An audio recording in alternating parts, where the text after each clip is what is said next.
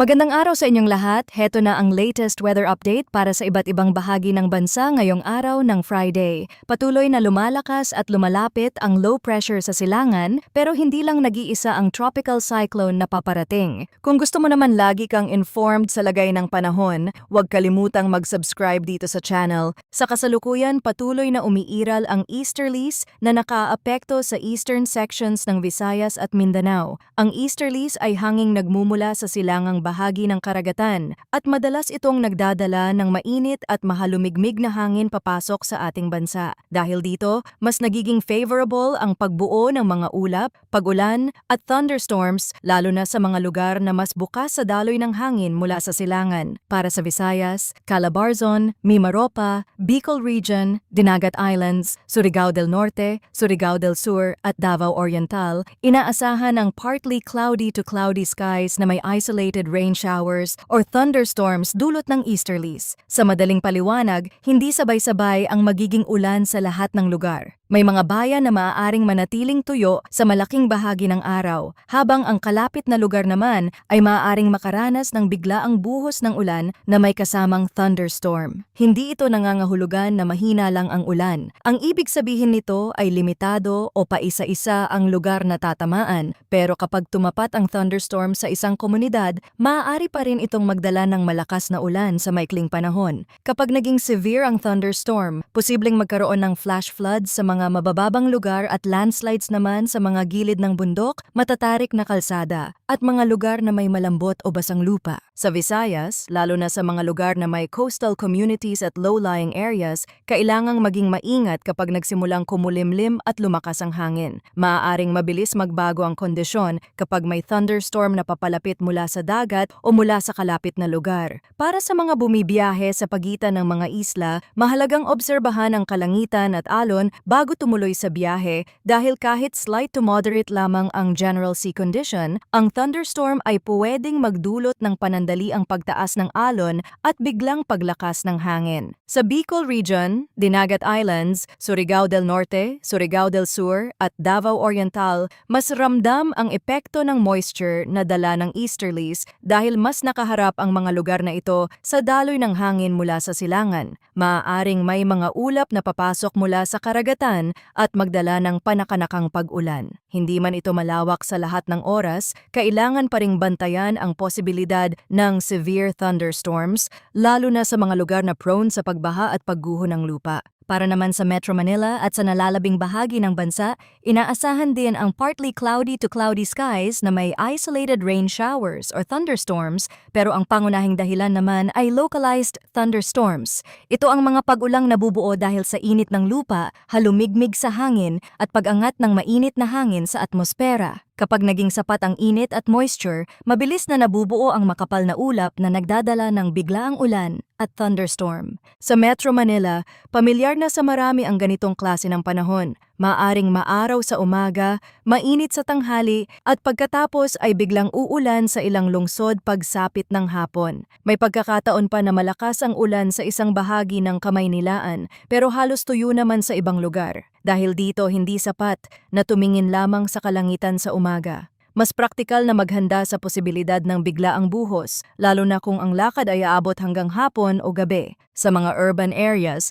ang malakas na ulan kahit maiksi lang ay maaaring magdulot ng mabagal na daloy ng trapiko, water buildup sa mabababang kalsada, at pagkaantala sa biyahe ng mga commuter. Pagdating naman sa hangin at kondisyon ng karagatan, sa northern at central Luzon, inaasahan ang light to moderate na hangin mula southeast hanggang southwest. Ang coastal waters ay slight to moderate na may taas ng alon na humigit kumulang 0.6 hanggang 1.2 meters. Sa pangkalahatan, manageable ang kondisyon ng dagat pero hindi pa rin dapat balewalain ang biglaang pagbabago kapag may thunderstorm sa paligid. Ang mga maliliit na bangka ay mas sensitibo sa pabiglang lakas ng hangin, kaya mahalaga ang pag-iingat bago pumalaot. Sa Southern Luzon at Visayas, light to moderate din ang hangin mula east hanggang southeast. Ang dagat ay slight to moderate na may taas ng alon ay nasa 0.6 hanggang 1.2 meters. Para sa mga biyaheng dagat, mangingisda at coastal communities, magandang tandaan na ang general forecast ay hindi laging pareho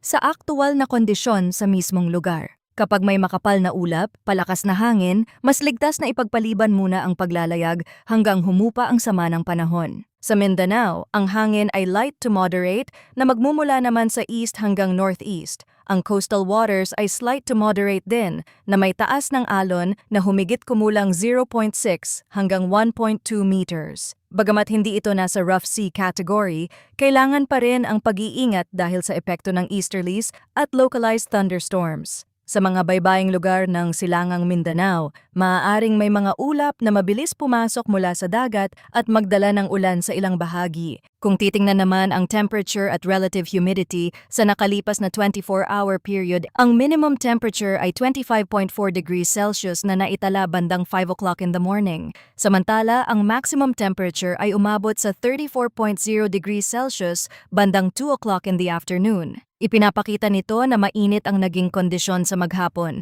lalo na sa bandang hapon kung kailan mas ramdam ang init ng araw at singaw ng kalsada, bubong at paligid. Sa relative humidity naman, ang minimum ay 56% bandang 11 o'clock in the morning, habang ang maximum ay 94% bandang 5 o'clock in the morning. Kapag mataas ang humidity, mas mabigat sa pakiramdam ang init dahil mas mabagal sumingaw ang pawis sa balat.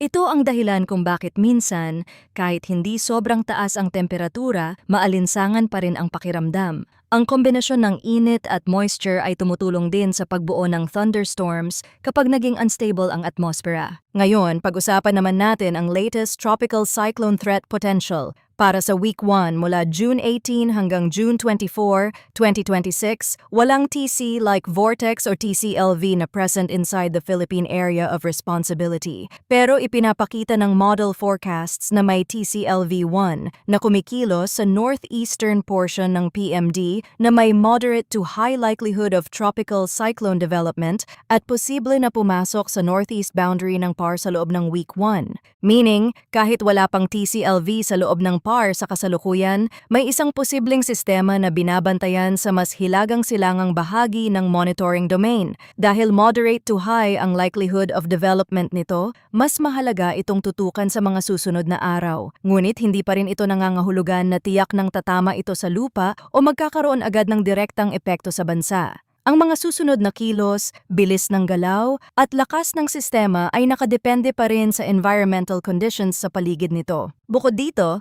may isa pang LPA na binabantayan sa Week 1. Ang TCLV-2 ay posibleng mabuo sa eastern boundary ng TCID, ngunit low chance pa lamang ang tropical cyclone formation nito sa unang linggo. Ibig sabihin, may senyales ng posibleng development pero hindi pa ganoon kalakas ang confidence ng models para sabihing siguradong magiging tropical cyclone ito. Gayunman dahil may nakikitang senyales ng formation, mahalaga pa rin itong isama sa patuloy na monitoring. Para naman sa Week 2 mula June 25 hanggang July 1, 2026, ipinapakita ng forecasts na ang TCLV-1 ay posibleng mag-recurve northeastward patungo sa southern Japan habang nananatili ang moderate to high probability of tropical cyclone development. Ang recurvature ay nangangahulugang ang sistema ay pwedeng kumilos paitaas at lumayo sa mas direktang ruta patungo sa Pilipinas. Kung magtutuloy-tuloy ang trend na ito, mas mataas ang tsansa na hindi ito direktang tatama sa kalupaan ng bansa. Pero kahit ito ay mag-recurve at hindi tumama sa lupa, hindi ibig sabihin na wala na itong impluensya sa panahon sa bansa. Kapag may malakas o lumalakas na bagyo sa silangan, pwede nitong baguhin ang daloy ng hangin sa paligid ng Pilipinas. Isa sa mga posibleng epekto nito ay ang pagpapalakas ng southwest monsoon. Kapag nangyari ito, pwedeng dumami ang moisture na manggagaling sa kanlurang bahagi at magdala ng mas madalas na pag-ulan sa ilang bahagi ng bansa, lalo na sa mga lugar na karaniwang naaapektuhan ng monsoon flow.